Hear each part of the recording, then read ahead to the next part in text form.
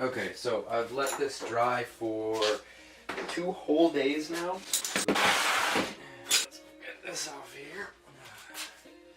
But I am going to, I think, plane the bottom first on the sledgehammer head.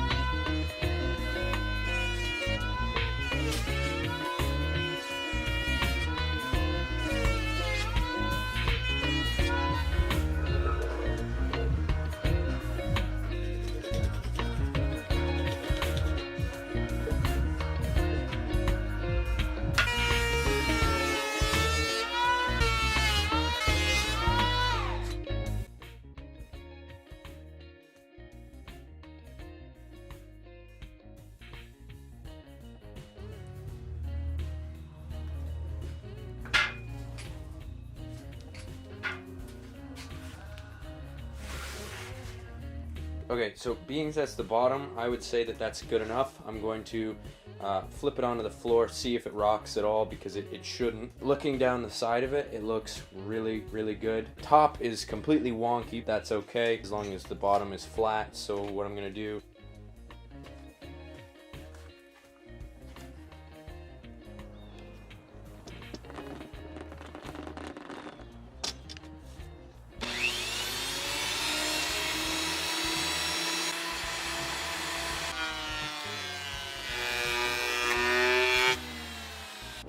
well, so this happens all the time. I guess I kind of have a crappy planer.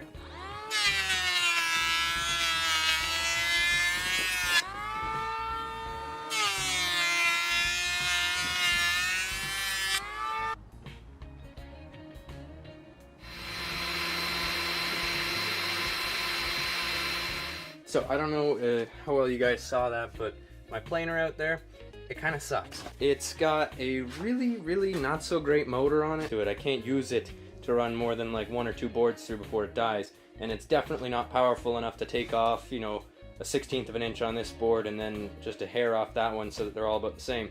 So I've got all of these right here, so I don't know how many. All of those are the same thickness, and then these boards were a bit thinner, and typically you would run all the boards through until they're all the same thickness if you're kind of doing the same thing with them. And I'm gluing them all together as legs, but there's no way I would have been able to run all these boards through the full width of the board another 3 times to get down to this. So what I'm gonna do, because I want to laminate 3 of these together for each of my 4 legs, I'm going to take 2 of this thickness and 1 of this thickness, so that by the time that I glue all of my legs together, they will all be the same thickness. Quite a bit of glue, like that. And then I'm taking an old turkey basting brush, spread the glue out evenly, because I don't trust that just squeezing the 2 pieces put together are going to have the glue spread everywhere.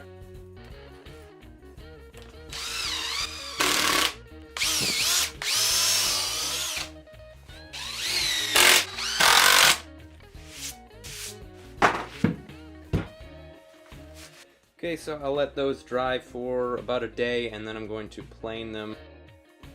The last time you guys saw this, we were just putting the legs together, and I went ahead last night and cut one of these. Basically, the tabletop bottoms here, there is a bit that sits here, and then this that goes through. So the weight of the table will be sitting here, and this bit should prevent it from racking this direction.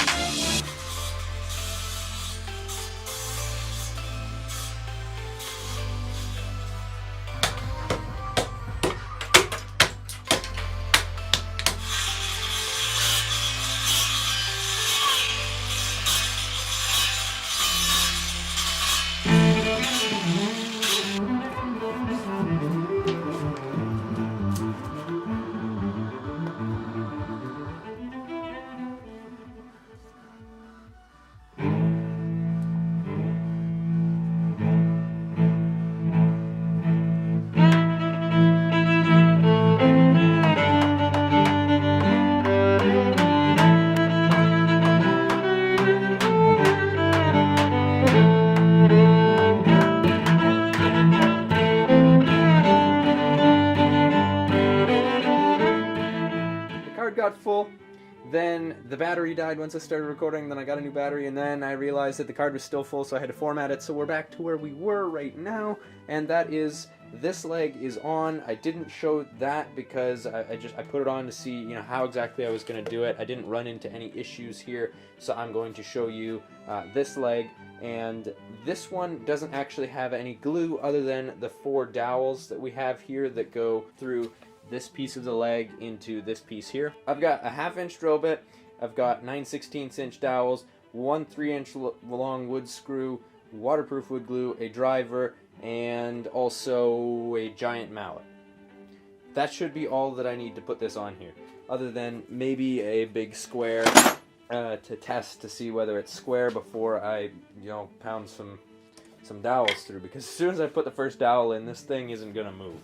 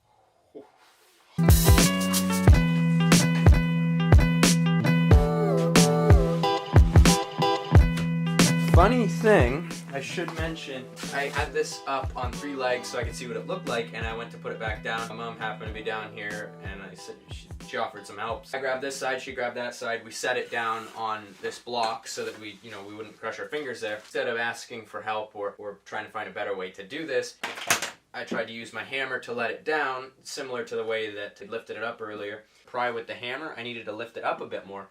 The hammer slipped out, the block slipped, and I fell forward, and from about 2 inches up, this entire table, the edge of it landed on these 3 fingers. Kind of caught me off guard, and I screamed ow, and my mom came running back in and lifted this side of the bench from the leg up, you know, just enough that I could get my fingers out.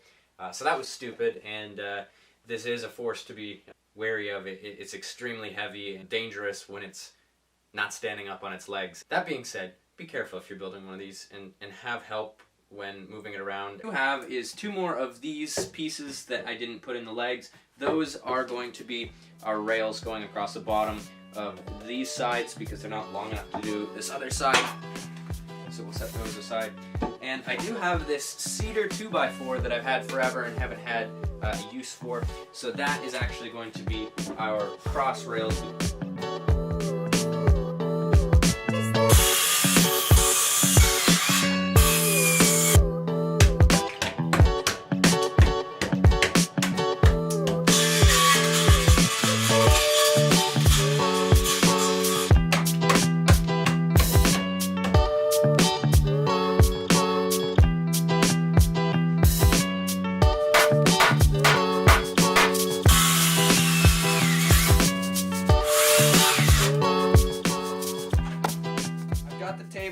I put these front doodads on. I did the same thing other than The screws that I put in to temporarily be there instead of dowels, I put a little washer behind because when I was taking the screws out of the cedar over here, it blew out. The battery died, so this is what I was talking about where the cedar blew out. Now, it's a workbench. It's not, doesn't need to be, I don't care. This is my workbench, I don't care. However, that could be a huge problem if that were something that you're doing. So, screws with a little fender washer behind them. It's like a very, very small hole, and then it's probably about 3/4 of an inch round. Those actually kind of look cool. I won't leave them on there, but you know, if I were to do that, you know, that's a nice look. That'll get sanded down. That might get like Bondo wood fillered in.